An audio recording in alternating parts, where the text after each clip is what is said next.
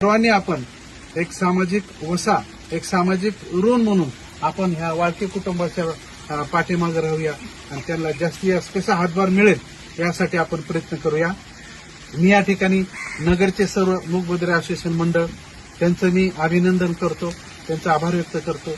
मूकबधिर असोसिएशन मंडळाचे राठोड सर आहेत, पुन्हा भोनराव सर आहेत, देशमुख सर आहेत, पुन्हा बरेच मंडळी आहेत जी की ह्या अशा अन्य अत्याचारित आणि दारिद्र्य आर्थिक परिस्थितीवर मात करून जे जगतायत त्यांना एक धीर म्हणून एक मूकबधिर असोसिएशन मंडळ त्यांच्या पाठीशी आहे. त्यांचं बी या ठिकाणी मनपूर्वक मी आभार मानतो, स्वागत करतो.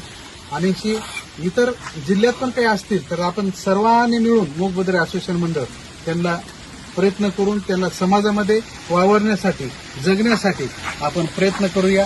आत्मनिर्भर होण्यासाठी हातभार लावूया आणि ह्या माध्यमातून आपण सर्वजण एकत्र आलात. मी या ठिकाणी एक सहज पाहुणा म्हणून, एक द्विभाषिक म्हणून या ठिकाणी आलो. तुम्हा सर्वांचं मी आभार व्यक्त करतो. या ठिकाणी मी थांबतो. धन्यवाद.